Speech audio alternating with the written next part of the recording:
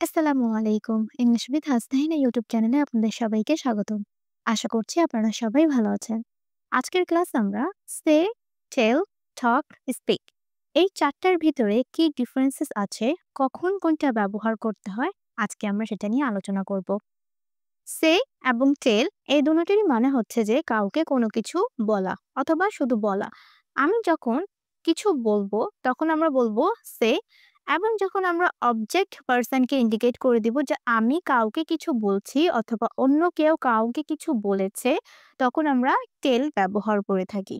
ওকে, যেমন কিছু বলো, তাহলে এখানে কি হবে? Say something. এখানে আমরা ব্যবহার করব সে, সে সামথিং।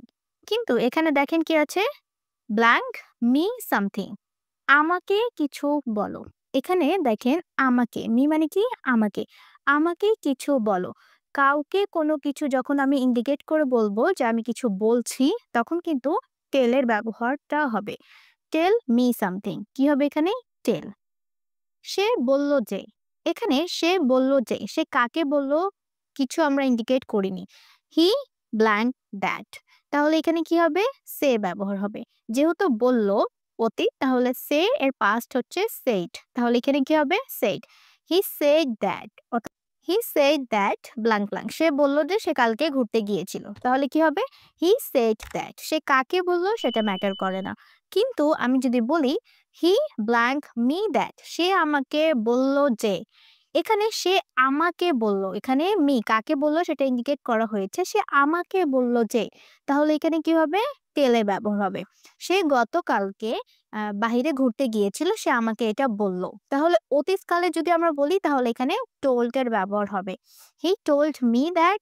যদি প্রেজেন্টে বলি তাহলে হি টেলস মি দ্যাট। ওকে, আশা করছি আমরা বুঝতে পেরেছি। তাহলে সে এর ব্যবহারটা কি?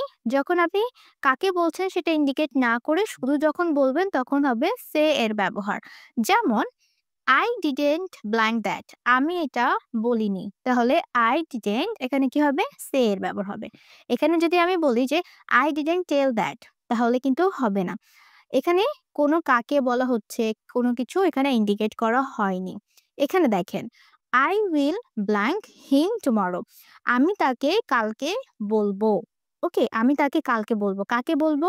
তাকে বলবো। এখানে অবজেক্ট পারসনকে মেনশন করে দেওয়া হয়েছে। তাহলে এখানে আমাদেরকে বলতে হবে যে I will tell him that. আমি তাকে কালকে বলবো। ওকে, I will tell him tomorrow.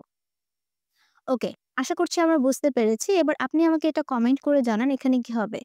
Blank me the truth. এখানে টেল হবে না সে হবে? কোনটা হবে আপনারা আমাকে কমেন্ট করে জানান। এখন আসি আমরা টক এর ব্যবহারটা দেখি, হ্যাঁ?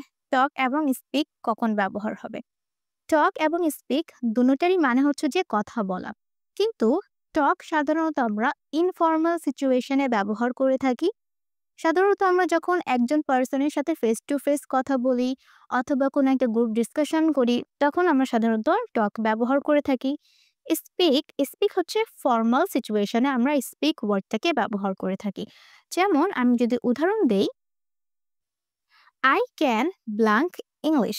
আমি ইংলিশে কথা বলতে পারি। এখানে আই ক্যান টক ইংলিশ যদি আমরা দেই, সেটা হবে কি? ইনফর্মাল। এখানে আমাদেরকে ফর্মাল সিচুয়েশনে বলতে হবে। তাহলে আমরা কি বলি? আই ক্যান স্পিক, তাই না? I can speak English. আমি ইংলিশে কথা বলতে পারি।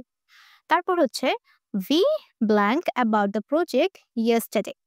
গতকালকে আমরা প্রজেক্ট সম্পর্কে কথা বলেছি। তাহলে এখানে যদি আমরা স্পিক দেই তাহলে কিন্তু সেটা হবে না। আমাদেরকে এখানে টকড এটা ব্যবহার করতে হবে। টকের পাস্ট হচ্ছে talked, talked. Okay? T A L K E D, talked. আর স্পিকের পাস্ট হচ্ছে speak, spoke, spoken. Spoken past participle. আশা করছি বুঝতে পেরেছি। তারপর our boss will blank in the meeting. তাহলে আমাদের বস মিটিং এ কথা বলবেন। Our boss will speak. এখানে কি হবে? যেহেতু এটা একটা ফর্মাল সিচুয়েশন, তাই এখানে স্পিক ওয়ার্ডটা ব্যবহার করতে হবে। I need to blank to you. আমার তোমার সাথে কথা বলা প্রয়োজন। তাহলে এখানে কি হবে? কথা বলা কার সাথে? ফেস টু ফেস কথা বলা প্রয়োজন, বা এমনিতেই কথা বলা প্রয়োজন দুইজন ব্যক্তি। তাহলে এখানে আই নিড টু টক, যেহেতু এটা ইনফর্মাল, এখানে আমরা কি ব্যবহার করব? Talk. I need to talk to you. তারপর she blank 5 languages, সে 5টা ভাষায় কথা বলতে পারে। এখানে কি হবে, টক নাকি স্পিক? আপনারা আমাকে কমেন্ট করে জানান।